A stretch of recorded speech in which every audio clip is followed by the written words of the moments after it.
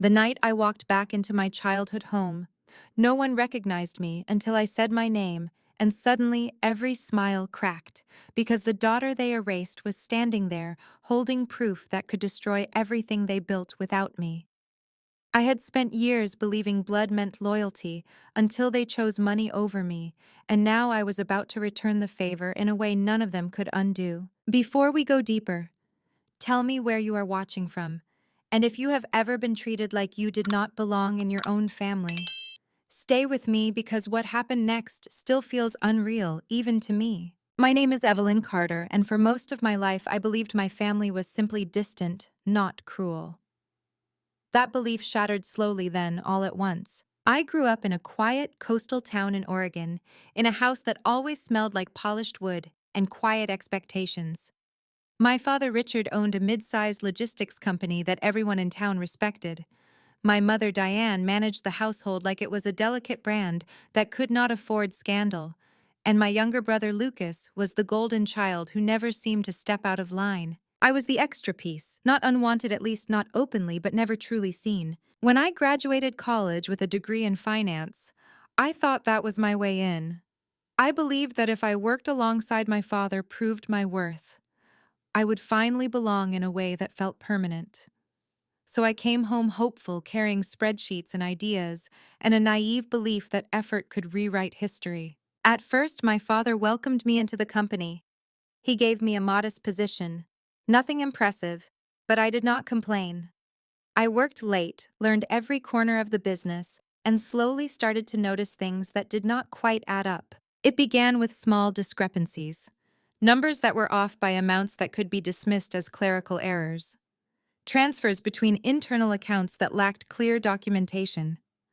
I told myself it was just the complexity of the business. Until one night I stayed late and opened a file I was not supposed to access. The numbers were not mistakes, they were patterns. Large sums were being quietly moved into shell accounts. Assets were being reclassified and shifted away from the company before official reports were finalized. It was clean, almost elegant, but unmistakably intentional. I remember staring at the screen, my heart pounding, trying to convince myself there was an explanation that did not involve fraud. The next morning, I brought it to my father. He did not even look surprised. Instead, he leaned back in his chair, studied me for a long moment, and asked a question that still echoes in my mind. Why were you looking at files that are not your responsibility? That was the first moment I realized I had crossed an invisible line. I tried to explain. I told him I thought there might be an error, that I just wanted to help.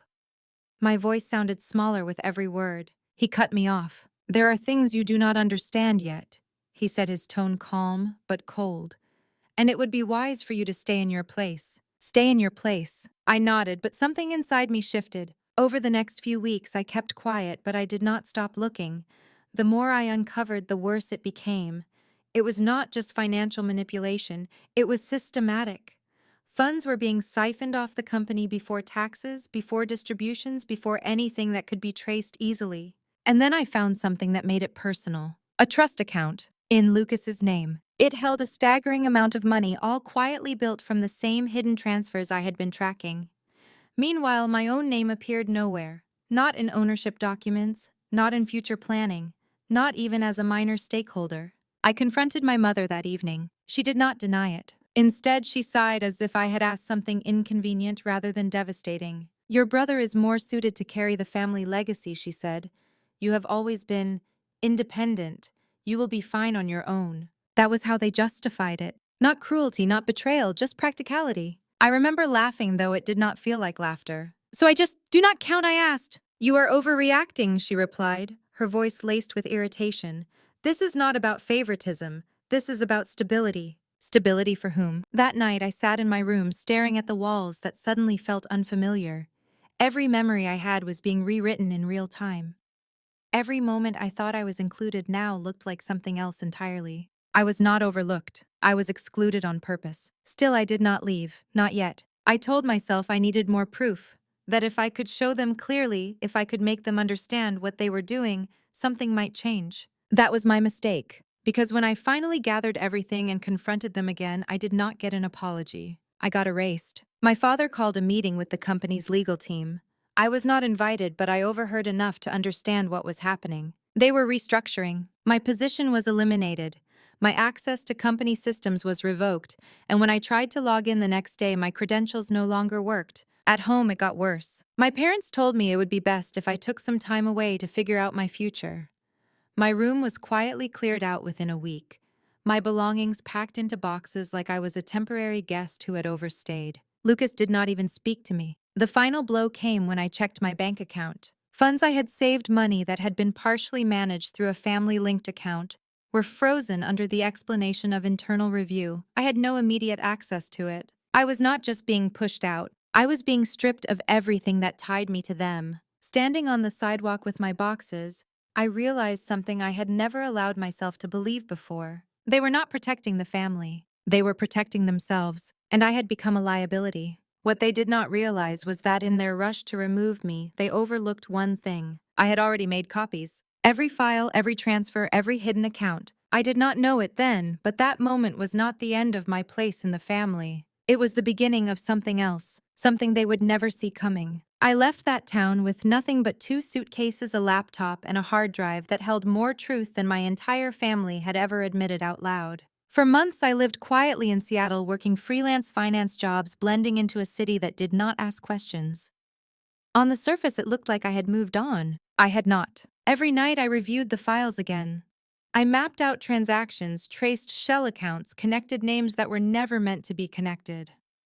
What once looked like isolated fraud started to form a network. It was bigger than my father. There were external partners, silent beneficiaries, even a few local officials whose names appeared in patterns that could not be coincidence. This was not just family favoritism. This was a system. At first, I thought about going to the authorities immediately, but something held me back. Not fear. Precision. If I was going to expose them, I needed it to be undeniable.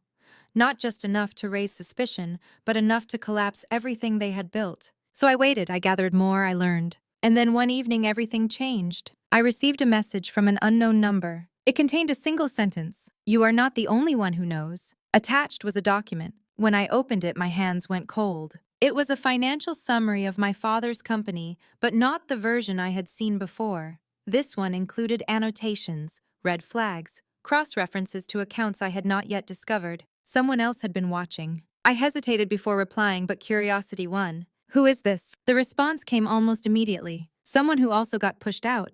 That was how I met Daniel. We agreed to meet in a quiet cafe, neutral ground. I arrived early, scanning every face, every movement, half expecting it to be a trap. When he walked in, I recognized him instantly. He used to work for my father, senior operations manager. He had disappeared abruptly about a year before I was forced out. At the time, I had been told he left for better opportunities. That was not the truth. "They fired me when I started asking questions," he said, sitting across from me. "Same as you, just less politely." We compared what we had. Where my evidence mapped the internal side, his filled in the external connections. Together, it formed something complete. For the first time since everything happened, I did not feel alone. But I also knew this changed the stakes. This was no longer about proving a point to my family. This was about exposure. Public, irreversible exposure. We spent weeks building a case. Not just documents, but a narrative that could be followed, understood, and verified. Every claim supported, every link traceable. And then we made a decision. We would not go quietly to regulators. We would go public. There was an upcoming regional business conference where my father was scheduled to speak. It was a high-profile event attended by investors, media, and local officials. A perfect stage. The plan was simple, at least on the surface. During his presentation, we would release the full report to multiple outlets simultaneously. At the same time, we would confront him directly, forcing an immediate response before any damage control could be organized. Risky, irreversible, necessary. The day of the conference, I stood in the back of the hall watching him on stage. Confident, respected, untouchable. For a brief moment, I saw him the way I used to. Then I remembered everything. When the moment came, my hands did not shake. Daniel nodded at me. I stepped forward. At first, no one noticed. Then I spoke. "Before you continue," I said, my voice cutting through the room, "I think everyone here deserves to see what you have been hiding." The room went silent. My father froze. For the first time in my life, I saw uncertainty in his eyes. Behind me, notifications began to trigger. Emails sent, files uploaded, links shared. There was no stopping it now. "This is not a misunderstanding," I continued. "This is years of deliberate financial manipulation, asset diversion, and fraud." Murmurs spread across the audience. Cameras turned, phones lifted, and in that moment, the version of my family that had erased me started to fracture in front of everyone. But as I stood there watching it unfold, I realized something I had not expected. This was only the first layer, because the look on my father's face was not just shock, it was calculation. And that meant one thing. He had not played his final move yet. The silence after my accusation lasted only a breath, but it felt long enough for my entire old life to split open. My father recovered first. That was what made him dangerous. He could be cornered and still look composed. He stepped away from the podium with a sorrowful expression that would have convinced anyone who had never lived under his roof. "I am very sorry," he said into the microphone. His voice measured almost paternal that my daughter is choosing to handle private family pain in a public setting. A few people shifted uncomfortably. A few others looked at me with instant suspicion. He was doing what he had always done best. He was reframing the truth as emotional instability. Then he looked directly at me. "Evelyn has been struggling for some time. I had hoped she would heal in private." There it was. The old family strategy. Diminish me, soften the crime into a misunderstanding, turn betrayal into concern, make me sound wounded enough to be dismissed and dramatic enough to be ignored. But the files were already out. One reporter in the front row checked her phone, frowned, then looked back up at my father with a different expression. Another attendee whispered to someone beside him. Across the hall, I saw a man from a private investment group step away from his seat and begin typing quickly. The room had changed. It had not tipped fully in my favor, but doubt had entered the air, and doubt was enough to crack authority. Daniel stepped beside me. "She is not making allegations without documentation," he said. "The report includes transfer records, altered internal statements, trust structures, and cross-reference account activity over multiple years." My father did not look at Daniel. He looked only at me, as if refusing to recognize anyone else as a threat. "You always did confuse suspicion with understanding," he said. That sentence should have cut me. It used to. That day it only reminded me how little he had changed. Then the conference organizer walked onto the stage and asked that the event be paused pending review. The crowd erupted into overlapping questions. Some people headed for the exits. Others came closer. The illusion of control had broken, and once that happened in a room full of ambitious people, everyone started protecting themselves first. I expected my mother to stay hidden behind the family image, but she appeared near the side corridor within minutes, her face pale and angry. "How dare you?" she hissed when she got close enough. I almost laughed at the choice of words. Not "how could you?" Not "what have you done?" How dare you? "How dare I expose what you did?" I asked quietly. "That is the part you are upset about." Her eyes sharpened. "You do not understand the damage this will cause." "I understand it perfectly," I said. "That is why I did it here." For a moment, her polished calm cracked. "You are destroying your own family." That sentence landed differently than she intended. It did not wound me. It clarified everything. "No," I said, "I am exposing the people who destroyed it years ago." She stepped back like I had slapped her. By evening, every business page in the region was running some version of the story. My father's company issued a statement denying misconduct. Their attorney called the leaked report misleading and incomplete. Anonymous sources claimed I had personal motives. A former employee posted online suggesting I had always been resentful of Lucas. It was the exact kind of muddy, emotionally charged mess that flourished in public. The facts were real, but so was the smear campaign. That was when the next phase began. If I wanted justice, exposure alone would not be enough. Public scandal could pressure people, but scandal without structure often dissolved into noise. I needed allies who were credible, precise, and impossible to wave away as bitter. The first ally came from the least expected place. Her name was Marisol Vega, an investigative journalist whose work focused on white-collar crime disguised as family business culture. She contacted me the morning after the conference and asked for a meeting. "I do not care about the family angle," she told me over coffee. "I care about whether your documentation survives scrutiny. If it does, I can help make sure this story does not get buried under emotional framing." I appreciated her immediately because she was not impressed by pain alone. She wanted evidence, timelines, bank records, internal correspondence, consistency. She wanted the truth to hold under pressure. I gave her everything I could safely share. She spent hours asking hard questions. Why did certain accounts move in specific cycles? Who approved which transfers? Why did Lucas benefit through trust structures instead of direct distributions? Did I have proof that financial decisions were knowingly falsified rather than merely aggressive? She pushed without apology, and every time I answered, I felt the case grow stronger. By the end of our second meeting, she closed her notebook and said, "This is real. Bigger than you first thought, probably." I knew that already. Hearing it from her made it heavier. The second ally arrived through Daniel. A former compliance officer named Grace Holloway had once reviewed a vendor relationship tied to my father's company and raised concerns. She was ignored, sidelined, then quietly encouraged to resign. Daniel had kept her number all these years but had never reached out because he assumed she wanted distance from the entire mess. She did not. She met us in a law office after business hours, still wearing her corporate badge from a different job, as if she had stepped out of one life and into another, just long enough to reopen a wound she had buried. "I knew there was manipulation," she said, placing a folder on the table. "I did not know how deep it went because every time I got close, records disappeared or were reclassified." Inside her folder were memo drafts, flagged vendor invoices, and a chain of internal messages that showed several transactions had been deliberately mislabeled during quarter-close periods. Not enough to win everything on their own, but enough to support what Daniel and I already had.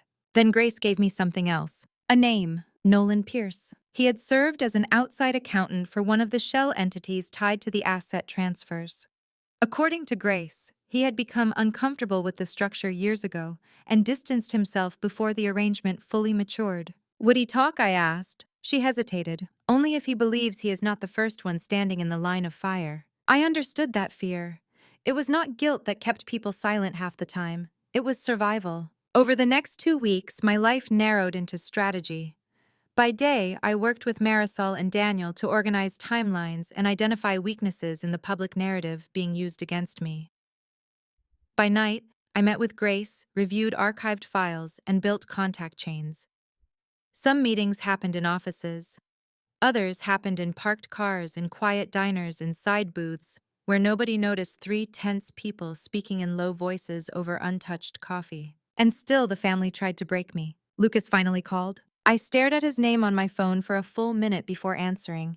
His voice sounded almost bored, which somehow infuriated me more than rage would have. "You have made your point," he said. "My point," I repeated. "Yes, you embarrassed Dad. You embarrassed all of us. This can still be handled privately if you stop feeding this to reporters." The casual arrogance in his tone reminded me of every dinner table moment where my opinions had been treated like temporary noise. "You mean if I go away again?" I said. "I mean if you act like family." I was quiet for a second. Then I asked the question I had wanted to ask for years. "Did you know?" He did not answer immediately, and the pause told me enough. "I knew Dad was protecting the company," he said at last. "That is not what I asked." Another pause, then colder this time.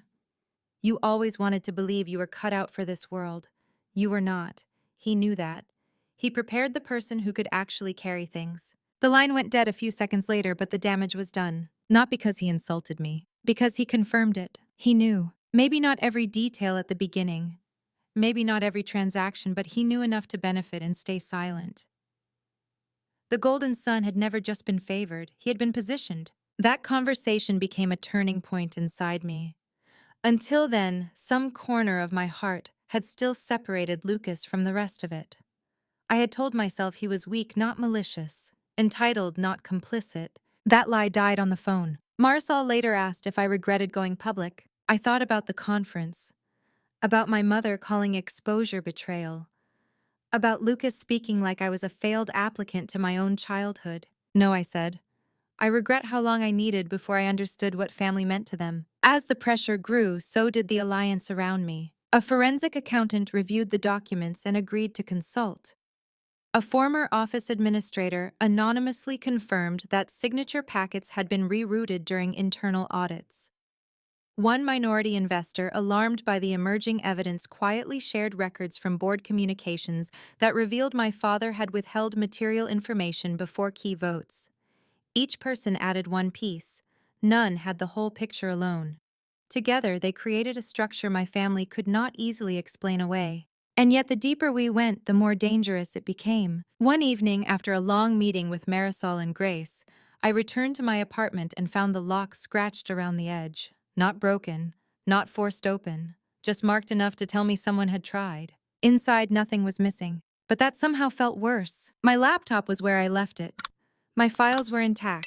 My kitchen light was on, though I was certain I had turned it off before leaving. I stood there in the doorway, every nerve alert. It could have been random. I knew it was not. I called Daniel first, then Grace, then the police, who took a report with the polite indifference reserved for incidents that had not become crimes yet.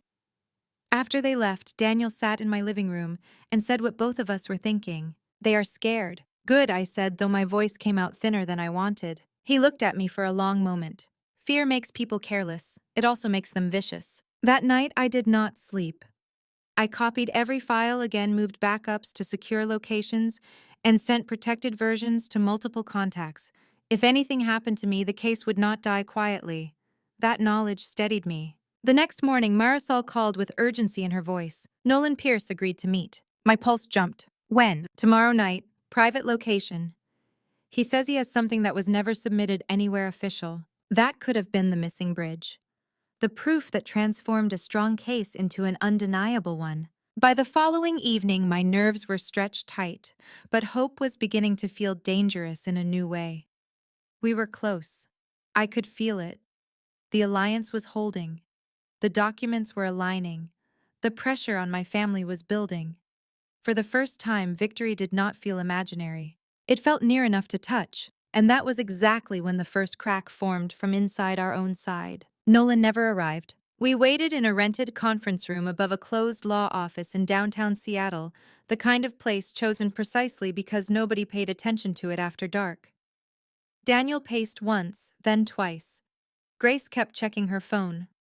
I sat at the table staring at the sealed envelope Nolan had told Marisol he would bring, imagining what might have been inside. A ledger, a signed authorization, a chain of hidden beneficiaries, anything. At first we thought he was late, then cautious, then frightened. By the end of the first hour, Marisol's expression changed from impatience to suspicion. He would have sent something, she said, even one line. Daniel called twice. No answer. Grace sent a message through a secondary contact. Nothing. The room felt heavier with every passing minute. Finally, around midnight, Marisol's phone buzzed. She looked down, read the message, and her face hardened. "He is gone." "What does that mean?" I asked. "It means he checked out of the hotel he was staying in 4 hours ago. Cash payment. No forwarding information. The contact who set this up says 2 men came by asking about him before sunset." Daniel swore under his breath. I did not say anything. I could feel disappointment trying to rise, but instinct pushed something else to the front first. This was not just bad luck. This was interference. The next morning proved it. An article went live from a local business publication that had so far treated the scandal cautiously. This time, the tone was different. It framed me as a disgruntled daughter orchestrating a revenge campaign over inheritance resentment. It mentioned unnamed sources who claimed several of my documents had been selectively interpreted. It suggested Daniel had a history of conflict with management and implied Grace had professional motives tied to an old grievance. It was a hit piece polished enough to look credible and emotional enough to spread. But that was not the worst part. Halfway through the article was a quote from a person described as close to the independent review effort, stating that my current team had begun to fracture over concerns about my judgment and personal vendettas. I read that sentence 3 times. Then I looked up at Daniel. That came from someone near us. No one spoke for a second. Grace was the first to react. Not necessarily. They could be inventing that. Marisol, who had joined by video call, shook her head. The phrasing is too specific. Someone fed them internal tension, or at least enough detail to mimic it. The room went still. There is a special kind of fear that comes when the threat is no longer outside the door, but seated somewhere at the table with you. Every conversation from the past few weeks suddenly looked different in my mind. Every pause, every delayed message, every moment where someone seemed less alarmed than they should have been. I hated myself for thinking it, but I thought it anyway. Could it be Daniel? He had the deepest history with my father's business outside of me. He knew where the weak points were. He also knew exactly how much I trusted him. Then I thought of Grace. Careful, intelligent, reserved enough that I still did not fully know her. She had joined later, which meant fewer chances to verify her loyalties. Marisol watched my face and said what I could not. "Until we know otherwise, assume something has been compromised." That same afternoon, the compromise became personal. My landlord called to say someone had delivered legal notices to the building and asked whether I still lived there. The notices turned out to be an aggressive threat from my father's legal team accusing me of defamation, unlawful possession of proprietary documents, and coordinated reputational harm. They knew my address. They knew how to rattle me without crossing lines that would help my case. I was still holding that letter when my bank sent an alert about unusual activity. No theft, but multiple attempts to access an older linked account that had once been associated with family records. My chest tightened. They were reaching everywhere now, testing pressure points. By evening, investors had begun pulling back from anything remotely connected to the case. One consulting firm withdrew support from the minority investor who had quietly cooperated with us. A regulatory contact Marisol hoped to brief delayed the meeting indefinitely. Daniel's former colleagues stopped returning calls. The smear campaign was working because it was not trying to prove my family innocent. It only needed to make everyone uncertain enough to retreat. I stood in my kitchen that night, holding a glass of water. I never drank, listening to the hum of the refrigerator and the silence of a life suddenly narrowing again. I had done everything right. I had documents, corroboration, patterns, witnesses, and still I could feel the ground shifting under me. Daniel arrived late looking exhausted. He shut the door behind him and dropped into a chair. "We need to talk plainly," he said. About which part I asked, the public attack or the leak inside our circle? Both. Grace came a few minutes later, more tense than I had ever seen her. Marisol joined by secure call again. Nobody bothered with small talk. Trust was already too fragile for that. I want everyone to say exactly what they shared and with whom, Marisol said. No summaries, no shortcuts. So we went one by one. Daniel listed his contacts, his outreach, the people he updated after the conference, the former vendor council he had hoped to pressure, the compliance circles he dipped into quietly. Grace did the same, naming her old supervisor, one former analyst, and the chain through which Nolan had been approached. I outlined what I had shared with Marisol, the forensic accountant, and the minority investor. Nothing obvious surfaced. That somehow made it worse. Then Daniel said something that changed the temperature in the room. "There is another possibility." No one moved. "What?" He looked at Grace. "Nolan was reached through your contact. The article used language close to how you described the internal tensions after the conference.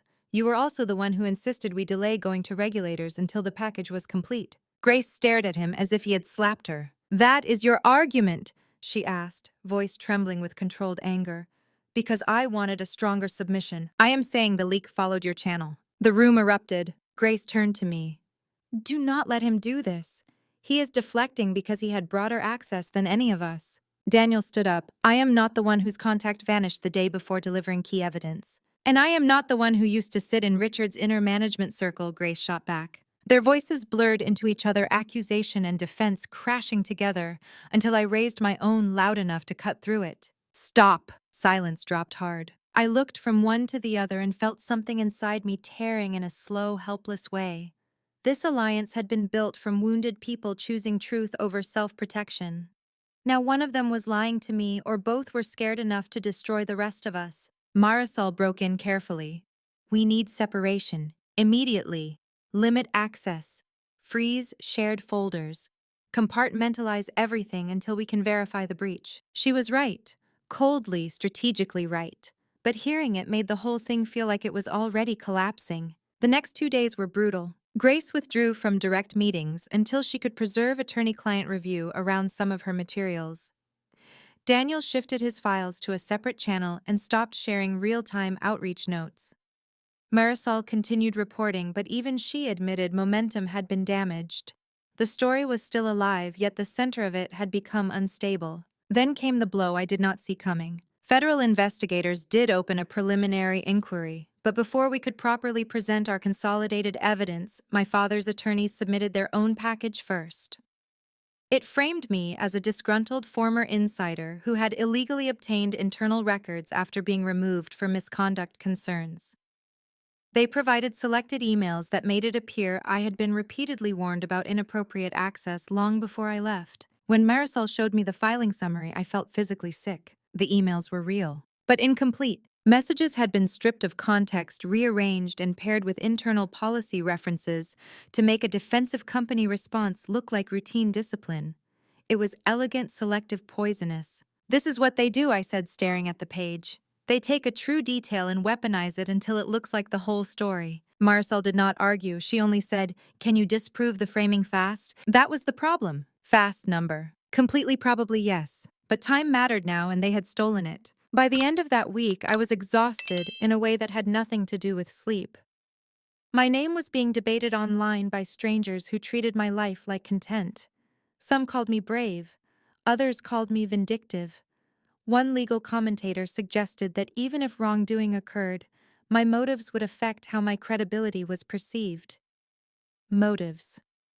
As if the existence of betrayal required me to react with perfect serenity to deserve belief. I almost broke then. Not publicly, not dramatically. Quietly. I sat on the floor of my apartment with case binders around me and wondered whether my family had understood me better than I ever understood them. Maybe they knew I would fight, but also knew how to exhaust me. How to make truth feel too expensive. How to turn every act of resistance into another arena where I had to prove I was not too emotional, too angry, too damaged to be heard. Then my phone buzzed. It was a voice message from my mother. I nearly deleted it without listening. Instead, I pressed play. Her tone was soft, almost intimate. "You can still stop this, Evelyn. You have made enough of a spectacle. Come home. Let your father handle the business. Let Lucas move forward, and we can put this behind us. You were never meant for this kind of fight." I listened to it twice, not because it hurt, because it clarified. She still believed exclusion was mercy. That being denied power, denied truth, denied dignity, was somehow better for me because I had not been meant for conflict. In her mind, the family had not betrayed me. They had merely reassigned my role without consent and expected gratitude. I stood up slowly, deleted the message, and looked around my apartment. The case was damaged. The alliance was fractured. The public narrative was slipping. For a brief, humiliating moment, I admitted the truth to myself. I was losing. And somewhere inside the wreckage of our coalition, one person had helped make that happen. Losing clarity is more dangerous than losing ground. That realization came to me the morning after I admitted quietly and without witnesses that I was slipping. The case was not dead, but it was unstable. And instability is exactly where people like my father thrived. So I stopped trying to fix everything at once. Instead, I asked a simpler question. What is the one piece that would make all of this undeniable again? Not emotional, not interpretive, not dependent on who people believed. Undeniable. The answer came from something I had overlooked because it felt too small at the time. Timing. Every fraudulent system, no matter how carefully constructed, relies on rhythm. Transfers happen at certain intervals. Adjustments appear at predictable moments. Reports are altered in patterns that match internal deadlines. And patterns once mapped correctly do not lie. I pulled every data set back into one place, isolated from the fractured alliance. I worked alone for 2 full days, barely eating, barely sleeping, rebuilding the timeline from scratch. Not just what happened, but when in relation to everything else. Quarter closes, tax windows, board reporting cycles, investor updates. Then I overlaid something new. External filings, public records, vendor billing sequences. That was when I saw it. A narrow window repeated across multiple years, where internal asset transfers were consistently executed within hours of a specific external filing adjustment tied to a third-party entity. Not random, not convenient. Coordinated. I leaned back in my chair, my pulse steadying for the first time in days. If I could prove that coordination was intentional, not incidental, then everything changed.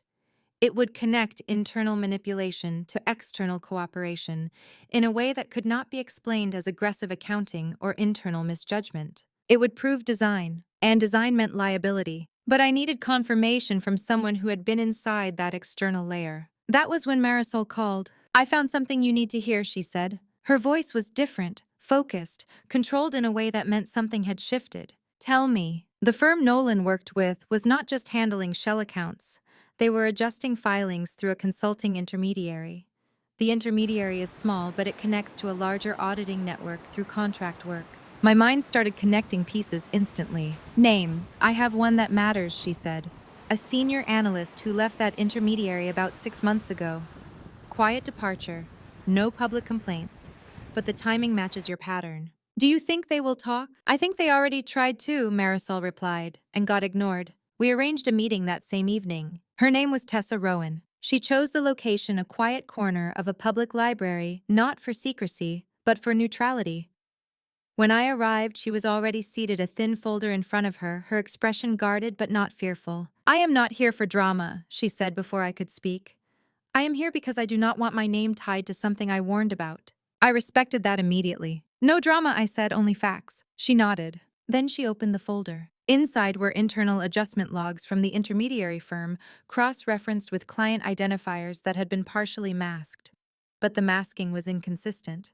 Enough remained to match the entities I had already traced. More importantly, each adjustment was time-stamped. To the minute, I felt something settle into place inside me. "Why did you leave?" I asked. "Because I realized the adjustments were not corrections," she said. "They were pre-arranged. We were told to treat them as routine variance alignment, but the timing was too precise, too consistent." "Did you report it?" "I flagged it twice," she said. "Both times I was told the client relationship was sensitive and required discretion. The second time I was removed from the account." "And Nolan?" She hesitated. "He asked similar questions before I did," she said.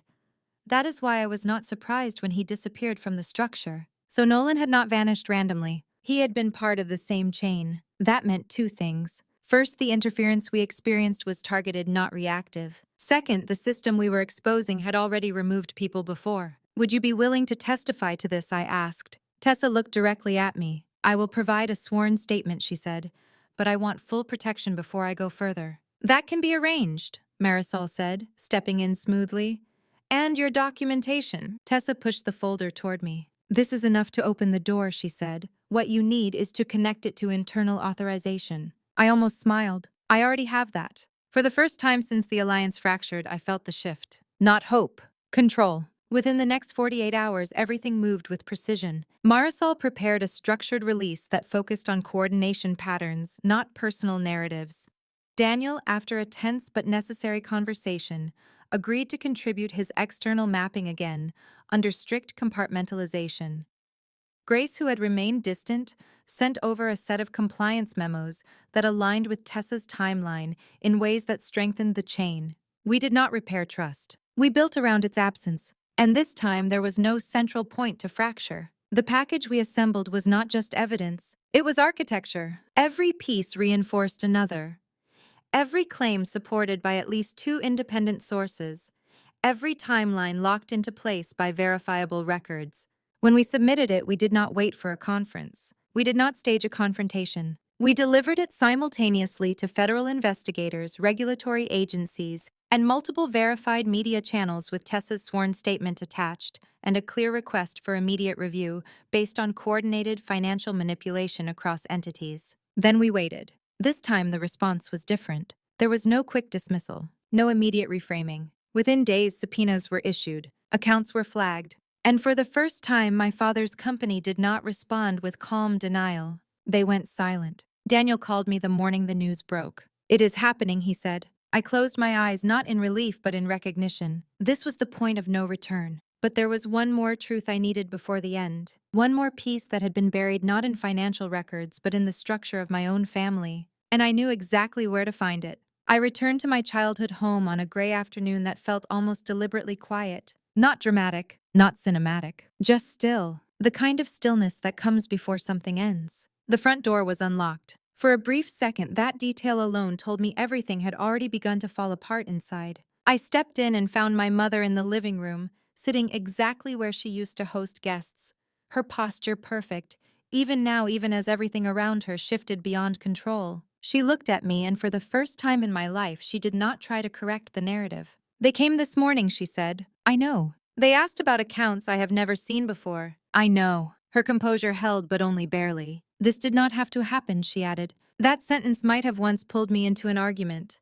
Now it only sounded like denial trying to survive its final moments. "It already happened," I said, "years ago." Footsteps echoed from the hallway. Lucas appeared, his confidence stripped down to something raw or more uncertain. "You think this makes you right?" he asked. I studied him carefully. "No," I said. "The evidence does that." He laughed, but there was no ease in it. "You burned everything down." I shook my head. "You built it on something that could not hold." For a moment, none of us spoke. Then my father entered. He looked older, not dramatically, but enough. Enough that I could see the weight of something pressing in from all sides. Is this what you wanted? He asked. It was the first honest question he had ever asked me. No, I said quietly. I wanted to belong without being erased. Something in his expression shifted not into regret, but into understanding. Late, but real. The system will sort this out, he said after a moment, defaulting to the language that had always protected him. Yes, I said, it will. And for once, that system was not something he controlled. The investigations moved quickly after that. Accounts were frozen across multiple entities. Financial records were seized. Communications were reviewed. The structure that had once been invisible under layers of confidence and reputation was now exposed in clinical detail. Charges followed, not all at once, but steadily. My father faced counts tied to coordinated financial manipulation and misrepresentation. Several associated partners were named in related actions. The intermediary firm where Tessa worked became part of a broader inquiry. Even Lucas, though less directly involved in execution, was pulled into scrutiny regarding beneficiary knowledge. The public narrative shifted with it, not overnight, but enough. The same voices that once questioned my motives now pointed to the evidence as the defining factor. Marisol's reporting anchored the story in documentation rather than speculation. The smear campaign lost traction because it no longer had space to operate without contradiction. And inside me, something unexpected happened. The anger did not vanish, but it changed shape. It stopped being the force that pushed me forward and became something I could set down. One evening, weeks after the initial collapse, I met Daniel, Grace, Marisol, and Tessa for dinner. Not a strategy meeting, not a planning session, just dinner. It felt unfamiliar at first, sitting with people who knew the worst parts of my story and did not use them against me. No one tried to redefine what happened. No one minimized it. No one asked me to be smaller so that the room felt more comfortable. We talked about ordinary things, work, plans, what came next. And in that ordinary space, I realized something I had not expected to find at the end of all this. I was no longer trying to return to the family I lost. I had built something new, not perfect, not permanent in any guaranteed way, but chosen. And that made all the difference. As I walked home that night, I thought about the question that had followed me from the beginning. Was I wrong for exposing them? Was I wrong for choosing truth over blood? I know my answer now, but I want to hear yours. If you were in my place, would you have walked away quietly? Or would you have done exactly what I did and risked everything to make the truth visible? Tell me in the comments, because stories like this are not just mine. They happen more often than people admit, and sometimes the only way to understand them is to talk about them openly. If this story stayed with you, take a moment to like, subscribe, and share it with someone who needs to hear that being silenced does not mean being wrong. Thank you for listening to my story, for holding space for something that was not easy to tell, and I hope wherever you are, you choose truth even when it costs you comfort, because in the end, that is where real freedom begins.